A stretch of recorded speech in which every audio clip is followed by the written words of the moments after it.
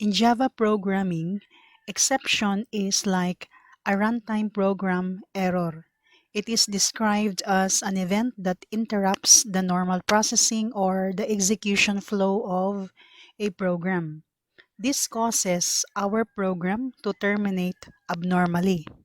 Some examples of exceptions or runtime errors that you might have encountered already in our previous exercises are: first, array index out of bounds exception. This occurs if we try to access a non-existent array element. Say for example, if the size of an array is 5, and so the valid indices are only from 0 to 4. And when you try to access -1 or -2 index or beyond 4, like index 5, 6, 7, and so on, you will get a runtime error or an exception telling you that you are trying to access a non-existent array element. Or maybe you have encountered the exception with the name number format exception, which occurs when we try to pass as a parameter a non-number in the integer parseInt method. Say for example, if you try to get a user input and the expected user input is integer, and then you type in the keyboard a letter or a symbol or a string instead of a number. This is the general form or the syntax of a try-catch finally block or statement. Whenever you have a source code or a finite set of statements that would possibly generate an exception, then you enclose that code or that set of statements in a try block. Okay, so you place them here. So this is the block of statements that can possibly generate an exception.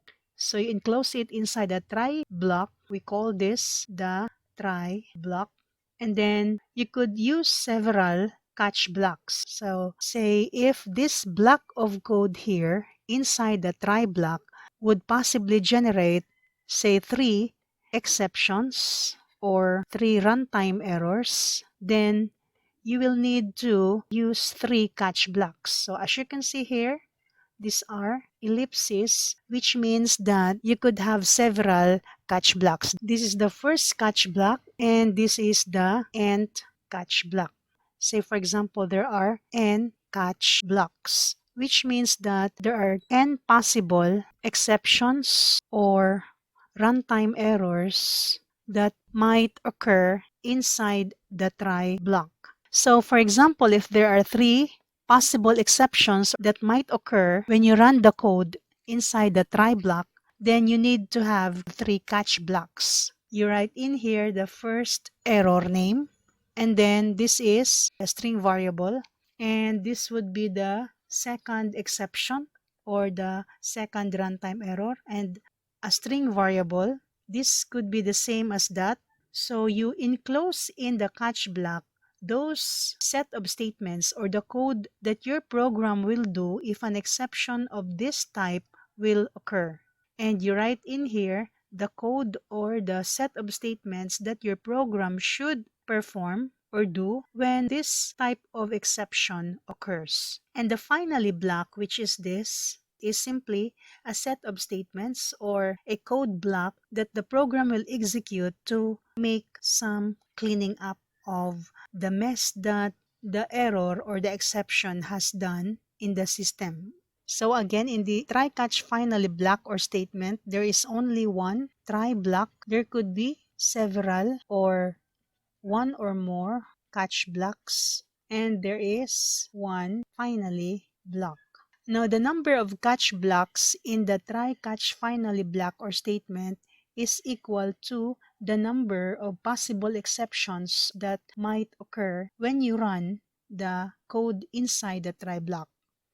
The diagram here or the flowchart here shows to us the execution flow of a try catch finally block. First is the try block is executed, and then if an exception occur, it would find the catch block to execute. As I mentioned before, it is possible for a try catch finally block to have several catch blocks. As you can see here, there is only one try block, which is executed first. And when there is an exception that occurs in the try block, the next that will be done is to search for that catch block that would handle that exception which occurs. So in the diagram, we have n catch blocks because it's possible that there are n exceptions that might occur. So say this is the catch block for exception 1, this is the catch block to handle exception 2, and this is the catch block that would handle exception n. So if exception 2 occurs, then execution goes into that catch block for exception 2. And the code inside the catch block for exception 2 will be executed. And only this catch block will be executed. All the rest of the n-1 catch blocks will not be executed. So again, only one catch block is executed at a time. And after that catch block that handles that particular exception that occurs is executed, then execution goes into the finally block if there is a finally block, because the finally block is optional. You can have only try catch or you can have try catch and finally. So if there is a finally block, then the code inside the finally block is executed, and that ends the execution of the try catch finally block. In the first example, we have here inside the main method, we declare an array with the name num, and it is a one-dimensional array of integers. And the size of the 1D array is known by counting the number of initial values in the initializer. So there are 4 values, therefore the size of num is 4. Okay, so this is size of array num is 4. So the elements would be from num 0 up to num 3. Okay, we start with the index 0 for first element, and the last element would be 3, which is equal to the size of the array, which is 4 minus 1. Okay, so in the for loop, take note that the condition is always true. This is called an infinite loop. The condition is always true, and so this is an infinite loop. It will not terminate. When I becomes 4, this is true, so we access num4. And of course, num4 is outside the boundary of the 1D array. Num4 is non-existent, and so this would generate an exception or a runtime error. So let's try to run this. Okay. So these are the elements of the array with values 7, 3, 5, 2. And on the 5th iteration, when we try to access num4 using index 4 this time, we get this exception. Okay, this exception occurs. The name of the exception is array index out of bounds exception, and it occurred at line 7. Okay, this is line 7, and take note, line 7 in here is this one. Okay, when we access num4.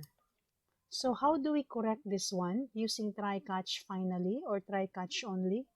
We correct it here in the second program. This code of 2 lines is the code where the array index out of bounds exception would occur. And so we copy that and put that inside a try block.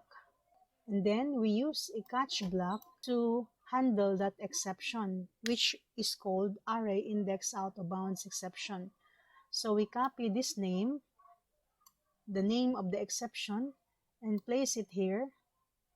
And you could use any arbitrary string variable, exp. We use exp because it stands for exception.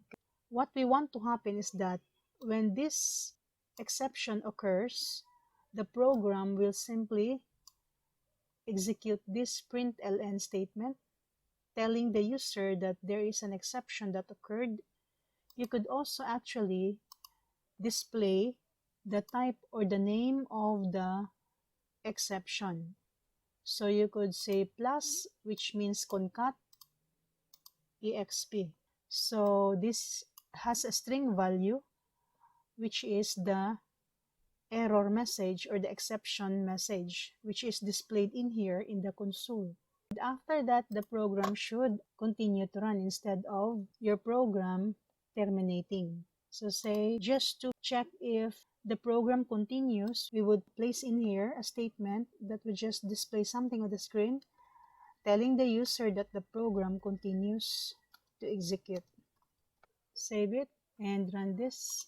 So notice that on the fifth iteration, when the program this code access num4, index 4 this time, the exception occurs, but instead of displaying an error, instead of the program terminating prematurely, the program continues to execute. So as you can see here, this is the output of this println inside the catch block. And we have here exception caught string, exception caught, and the whole string in here is the string value of the string variable exp. And after that, this is executed. As you can see, the output here says program continues to execute. And so when the exception occurs, the program continues to execute. It does not end or it does not terminate. So this is how we handle the exception array index out of bounds. Another exception that could possibly occur is the number format exception. Say in this program, we ask the user to input an integer value and we use the readline method defined in buffered reader to get that input. Okay, so say we're going to run this and input a non-integer or a non-number value, say letter G, and press enter. So as you can see, when we input a character, instead of an integer, the expected input is an integer, not a letter.